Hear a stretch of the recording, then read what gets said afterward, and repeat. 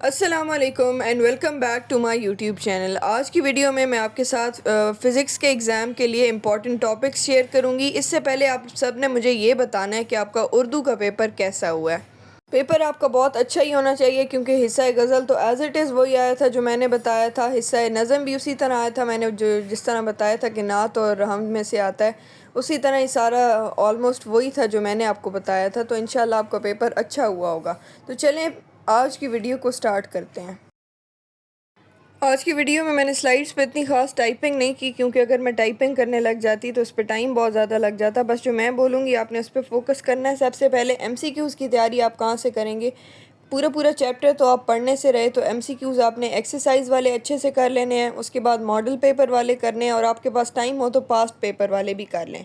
इन तीनों चीज़ों के करने के बाद इंशाल्लाह आपके एमसीक्यूज़ वाले सेक्शन में कहीं से भी मार्क्स नहीं जाएंगे। सारे चैप्टर के एमसीक्यूज़ आपने अच्छे से कर लेने हैं। एमसीक्यूज़ का मैंने आपको ऑलरेडी बता दिया है। आ जाते हैं अब हम लोग चैप्टर वाइज इंपॉर्टेंट टॉपिक्स पे। सबसे पहले जो फॉर्मेटिव समेटिव टॉपिक्स हैं उस पे मैं ऑलरेडी एक डिटेल्ड वीडियो बना चुकी हूँ। आप वो जाके देख लें, अगर आपने नहीं देखी हुई उससे भी आपकी बहुत हेल्प हो जाएगी, सिलेबस आपका थोड़ा श्रिंक हो जाएगा। चैप्टर नंबर 1 में सबसे ज़्यादा जो इम्पोर्टेंट टॉपिक है वो है डायमेंशंस ऑफ फिज़िकल क्वांटिटीज़।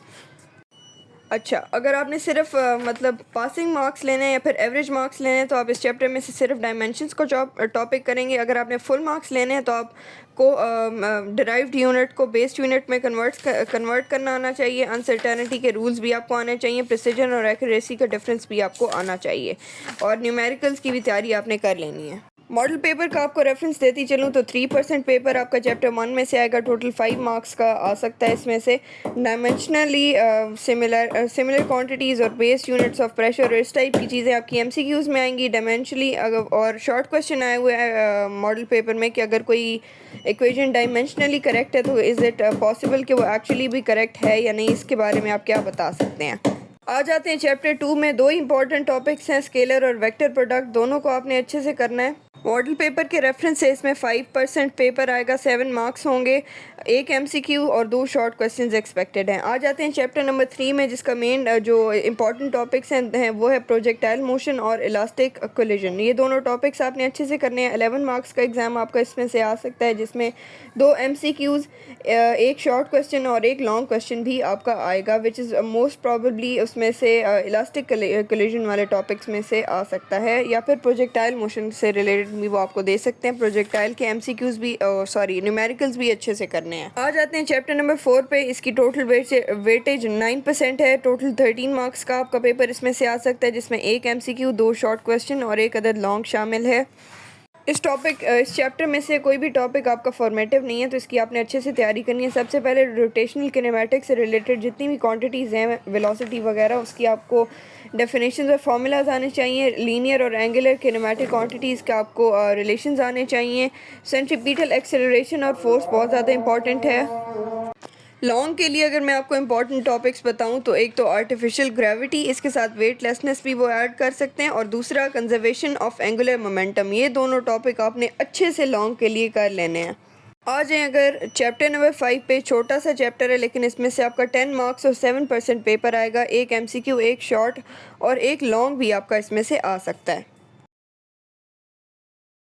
छोटा सा तो ये चैप्टर है, इसमें से आप सारे ही कर लें तो अच्छी बात है। अगर सारा नहीं करना तो आप इसमें से कंजर्वेटिव और नॉन कंजर्वेटिव फील्ड का डिफरेंस ज़रूर करें। Kinetic, potential energy, work energy principal ज़रूर करें और दूसरा क्या कहते हैं, एफिशिएंसी वाला टॉपिक कर लें। जो काइनेटिक पोटेंशियल एनर्जी वाला है ये आपका न्यूमेरिकल की फॉर्म में लॉन्ग क्वेश्चन में आ सकता है। आ जाते हैं चैप्टर नंबर 6 पे जिसकी टोटल 7% वेटेज है और 10 मार्क्स का आपका पेपर इसमें से आ सकता है।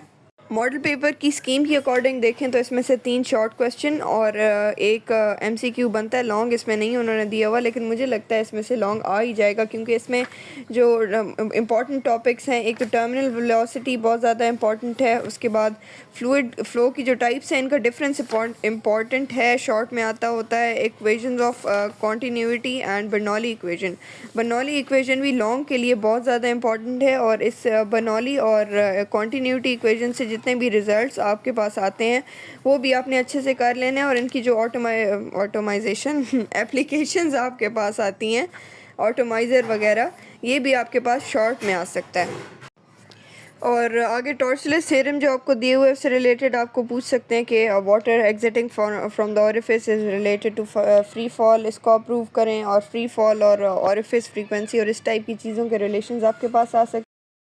आगे जो वेंचुरी मीटर का टॉपिक दिया हुआ है, मेरा टॉपिक ही घूम गया टॉपिक दिया हुआ है, इसकी भी आपके पास एप्लीकेशंस आ सकती हैं और इसकी जो डेरिवेशन है वो भी बहुत ज़्यादा इंपॉर्टेंट है। आगे एरोफॉइल का जो बेसिक कॉन्सेप्ट है कि किस तरह ये लिफ्ट क्रिएट होती है, ये सारा कुछ ये भी आपके पास आगे आ जाते हैं जी चैप्टर नंबर 7 पे। चैप्टर नंबर 7 की भी अच्छी खासी वेटेज है, 9% आपका इसमें से पेपर आता है। टोटल 13 मार्क्स का पेपर आपका यहीं से आ जाता है। इसमें जो शॉर्ट क्वेश्चंस के लिए टॉपिक मुझे मिले हैं मॉडल पेपर में वो हैं क्रिस्टलाइन और अमॉर्फस सॉलिड। एरिया और वॉल्यूम आप से वो पूछ रहे हैं कि अगर स्क्रू गेज से हम मेजर करें एरिया और वॉल्यूम तो दोनों में से ज़्यादा एक्यूरेट मेजरमेंट कौन सी होगी। स्ट्रेस स्ट्रेन कर्व से रिलेटेड आया हुआ है और यंग्स मॉडुलस का न्यूमेरिकल आया हुआ है। लॉन्ग इन्होंने दिया हुआ नहीं है लेकिन अगेन वेटेज को उन्होंने बैलेंस किया हुआ है, तो 13 मार्क्स के हिसाब से इसमें से लॉन्ग क्वेश्चन भी आराम से बन सकता है, तो आपने उस हिसाब से भी इसको प्रिपेयर कर लेना है। क्लासिफिकेशन ऑफ सॉलिड्स वाला जो टॉपिक है इम्पॉर्टेंट है, इसको आपने करना है। क्रिस्टल यूनिट सेल और क्रिस्टल लैटिस का स्ट्रक्चर आपको पता होना चाहिए। डिफॉर्मेशन की जो टाइप्स हैं डिफॉर्मेशन का आपको पता होना चाहिए और स्ट्रेस और स्ट्रेन और इनकी जो टाइप्स हैं वो आपको पता होनी चाहिए। आगे इससे जो रिलेटेड मॉडुलस ऑफ इलास्टिसिटी है इनसे रिलेटेड आपके पास न्यूमेरिकल्स आ जाते हैं।